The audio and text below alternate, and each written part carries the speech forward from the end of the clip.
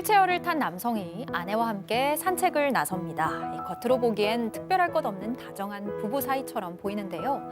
그때 한 여성이 다가와서 부부의 앞을 가로막습니다. 그리고는 남성을 향해 거친 말을 쏟아내는데요. 평온하던 산책길에 등장한 불청객. 이 여성은 부부와 어떤 관계일까요?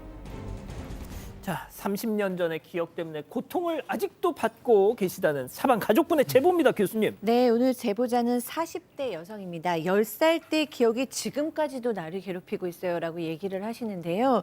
이 제보자가 10살 때 아빠가 사촌 여동생이라는 사람을 집에 데리고 왔어요. 그러면서 이 아빠의 사촌 여동생인데 미용학원을 다닐 건데 자격증 딸 때까지만 우리 집에서 같이 살자라고 얘기를 했어요. 일방적으로 통보한 거죠.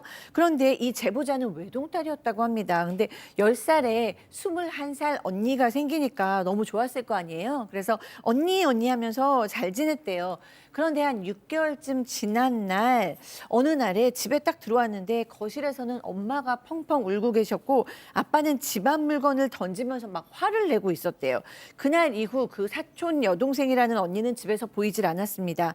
대신 집안은 매일같이 전쟁터가 됐는데요. 엄마는 아직도 그 여자 만나냐 라면서 소리를 질러 지르셨고 아빠는 그때마다 욕설과 함께 물건을 던지셨다고 합니다. 도대체 그 사촌 동생 누구였길래? 누구였을까요? 모르니까 물어보는 거잖아. 상간녀였습니다. 사실 밖에서 바람을 피우고 두 집 살림을 하는 것도 문제인데 아예 상간녀를 집에 데리고 들어와서 한 집 살이를 했던 거예요. 결국 부모님은 이혼을 했고요. 이 제보자는 엄마와 단둘이 살게 됐는데요. 엄마가 재봉사일, 파출부일, 식당 주방일, 정말 온갖 일을 전전하면서 홀로 제보자를 키우셨다고 합니다. 그런데 이 아버지 도무지 정신을 못 차려요. 같은 동네에 살면서 여러 여성을 바꿔가면서 동거 생활을 이어갔다고 해요. 그 과정에서 제보자랑 이렇게 길이나 이런 곳에서 마주친 적도 있다고 합니다. 제보자 당연히 상처가 컸겠죠. 고등학생 시절부터 우울증을 겪기 시작했고요. 정신과 의사에게 입원을 권유받을 정도였습니다. 자, 시간이 흘러서 제보자는 성인이 됐고요. 결혼을 앞두고 있었습니다. 그런데 또 아버지, 직접 제보자 얘기 들어보시죠. 그때 혼주석에도 그 시기에 여자가 안 됐다고 해가지고 내가 어이가 없어. 결혼식 하지 말자고 차라리 결혼식 엎으라고 안 한다고 아빠도 참석하지 말라고 엄마만 안 치겠다고 그러니까 자기가 한 발 물러서서 엄마랑 자기가 안겠다고. 아, 친엄마가 버젓이 살아계신데 뭔 소리야 저게. 원래는 엄마만 앉을 생각했는데 어머니가 제보자 어머니가 그런 얘기를 했던 것 같아요. 그래도 가족들 보는데 아버지도 앉히는 게 어떻겠냐라고 해서 그렇게 제안을 하니까 아빠도 앉겠다고 했는데 문제가 좀 있습니다. 갑자기 내 여자친구가 있는데 여자친구가 이 얘기를 듣다만 앉으면 안 되겠냐 얘기해서 또 난리를 친다고 합니다. 그 급기야는 어떻게 얘기하냐면 안 되면 세 사람이 앉자. 너 엄마랑 나랑 여자친구랑 혼수. 지금 웃음이 나오는데 하도 그쵸? 어이가 없어가지고. 없으니까요. 그래서 제보자 당연히 이럴 거면 아빠 오지 말라라고 강하게 얘기를 했고 그러니까 원래대로 엄마하고 앉겠다고 사과를 했다고 합니다. 3명 앉을 뻔했어요.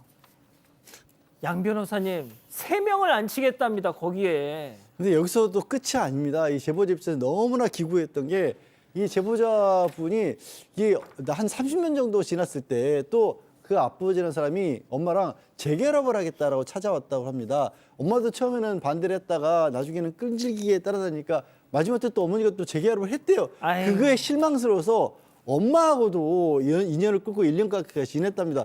근데 한 1년 지나가서 찾아가는데 그 막 180cm 몸도 좋았던 그 아버지가 휠체어에 탄 채 어머니하고 산책을 하고 있더래요.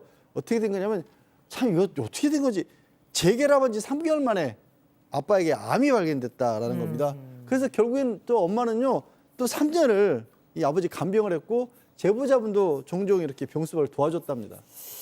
왠지 느낌이 안 좋습니다. 네, 암 수술을 했는데 그 이후에 아빠 다리가 좀 불편했다고 해요.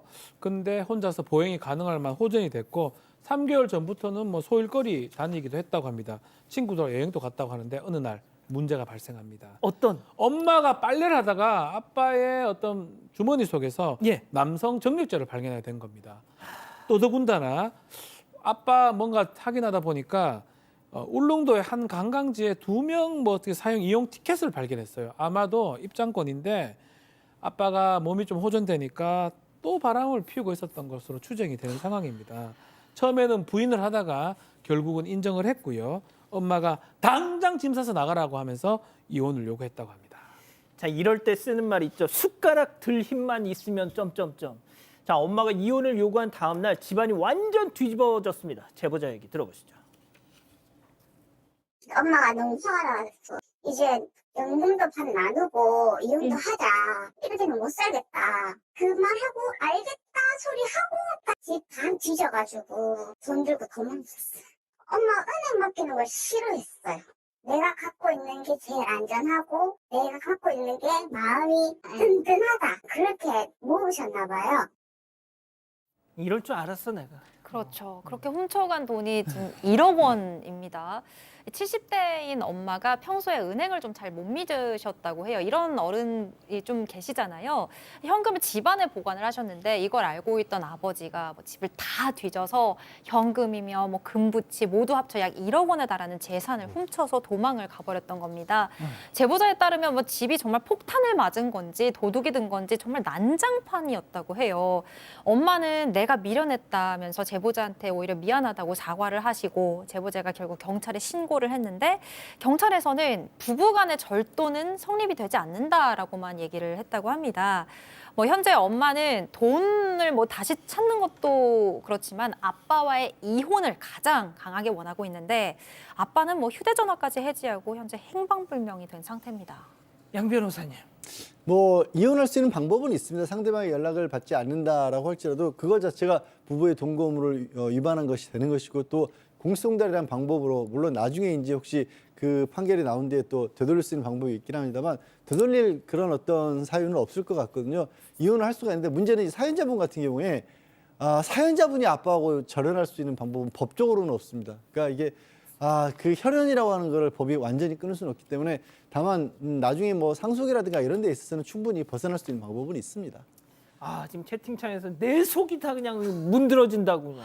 네, 정말 답답하죠. 이 아빠라는 분은 뭐 단순히 그냥 뭐 심리적인 어떤 증상 이 정도가 아니고 죽음의 문턱까지 갔던 분이 이 정도다 그러면 본인의 어떤 쾌락이나 충동에 대한 중독 수준 또는 이제 이성관계 중독 수준의 분으로 봐야 될 것 같아요. 70대인 분 가망이 있을까 이런 좀 걱정이 되고요. 엄마도 이 남편에 대한 뭐 희망을 포기할 수 없었던 것인지 사실은 애착이 있었던 것인지는 모르지만 사실은 굉장히 아쉬운 결정이었던 것 같습니다. 문제는 오늘 제보자신데요. 이 제보자께서 안타깝게도 엄마의 고통을 다 책임지시려고 해서 엄마의 인생까지도 다 보호하려고 하시다 보니까 어렸을 때부터도 과도한 책임감과 이제 이런 것 때문에 마음이 아프셨던 것 같은데 계속해서 엄마를 너무 보호하시려고만 하신다면 사실 근데 너무 힘들 수밖에 없어요. 그래서 엄마의 이혼이나 엄마의 삶은 결국엔 엄마가 결정하셔야 되는 거고요. 옆에서 경계선을 두고 뭐 아빠랑은 연락하기가 이제 어려우시겠지만 엄마 역시 이제 성인이시고 어른이시니까 엄마의 인생을 잘 수 있게 돕는 정도 선에서 본인의 인생을 이제 집중해서 행복하게 사시는 게 가장 중요한 것 같습니다. 여러분과 함께 울고 함께 분노하겠습니다. 지금 사건 반장에 제보하십시오.